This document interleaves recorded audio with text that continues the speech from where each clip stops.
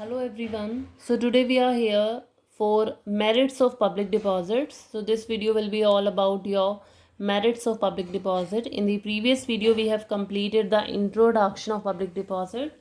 So now we are going to start what about its advantages, its merit. Public deposits के क्या क्या फ़ायदे हैं. So before starting about its merits, let me discuss about the public deposit होता क्या है. Public deposit was जो company है, company is raising money directly from the public.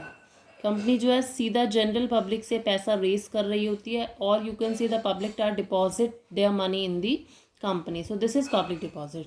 Now what will be its advantages? Like you can see as I've written here, the first point is simple procedure. क्या कहते हैं, procedure is quite simple. Company अगर public से पैसा raise करना चाहती है तो there is no harsh procedure. कोई इतना डिफ़िकल्ट प्रोसीजर नहीं है, कोई इतना कॉम्प्लिकेटेड प्रोसीजर नहीं है. Procedure is very simple. Like what is the procedure?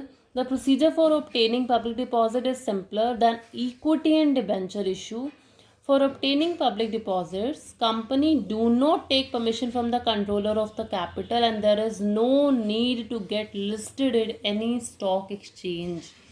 यहाँ क्या कहते हैं, प्रोसीजर ना बहुत सिंपल है, कॉम्प्लिकेटेड नहीं है जो शेयर्स और डिबेंचर्स में हुआ करता था. शेयर्स और डिबेंचर में ना कॉम्प्लिकेटेड क्यों हुआ करता था? क्योंकि हमें प्रॉस्पेक्टस इशू करना था, हमें अंडर राइटर्स अपॉइंट करने थे, हमें ब्रोकर्स को अपॉइंट करना था. ठीक है, side by side we need to get listed. हमें किसी भी स्टॉक एक्सचेंज से रजिस्ट्रेशन भी कराना पड़ता था. लेकिन पब्लिक डिपॉजिट के केस में ये सारी फॉर्मेलिटीज़ नहीं हैं. सिर्फ और सिर्फ कंपनी को क्या करना पड़ेगा, एक एडवर्टीज़मेंट करना पड़ेगा. कंपनी को सिर्फ और सिर्फ एडवर्टीज़मेंट करना पड़ेगा. जनरल पब्लिक उस एडवर्टीज़मेंट को देख करके अगर उसके लगेगा हाँ जी इंटरेस्टिंग है, कंपनी में पैसा जमा कराना चाहिए, तो general public will go to the company depositing their money in the company and in return company will issue a receipt. So this is a simple procedure. Simple procedure है, company को advertisement करना है, general public को advertisement read करके ये देखना है कि हाँ जी ठीक है या नहीं. अगर जनरल पब्लिक इंटरेस्टेड होती है पैसा देने में तो वो जमा करा सकती है. In return company have to issue a receipt. ठीक है, so this was a simple procedure. Second is economical. कहते हैं चीप पड़ता है, थोड़ा सा सस्ता पड़ता है. ठीक है, कैसे? Obtaining public deposit involve very less cost. थोड़ा सा खर्चा कम पड़ता है. Company do not need to spend on prospectus and underwriter commission. There are very few administrative costs involved in obtaining public deposits. The interest paid on public deposit is less than the interest paid on debentures and loan.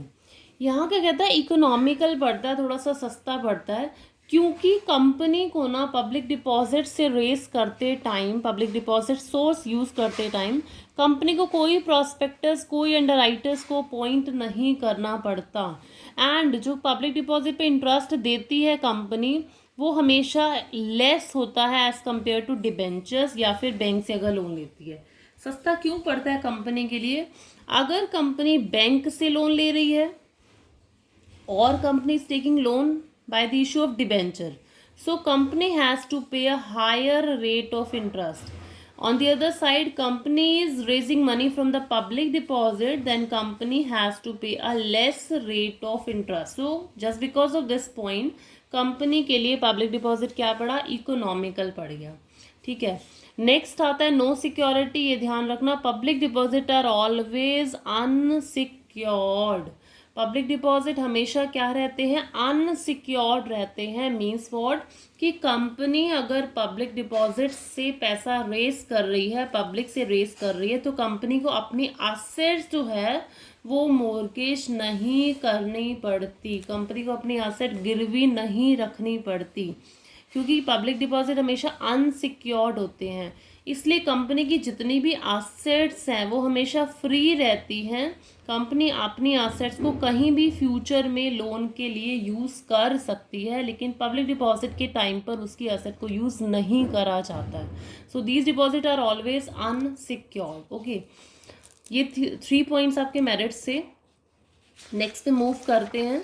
Next merit is what, fourth one is reduction in tax liability. See what does it mean, कहता है tax liability भी हमारी reduce हो जाती है if we are raising money from the public deposit.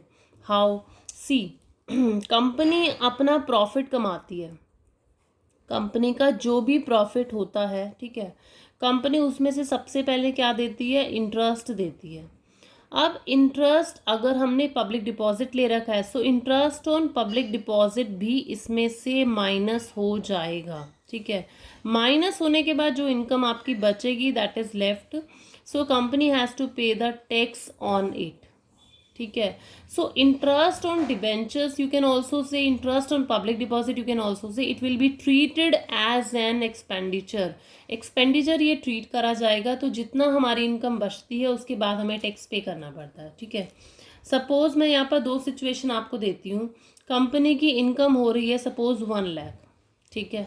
Company ने public deposit से 1 lakh rupees race करा हुआ था एंड कंपनी को उस पर 10% इंटरेस्ट पे करना पड़ रहा।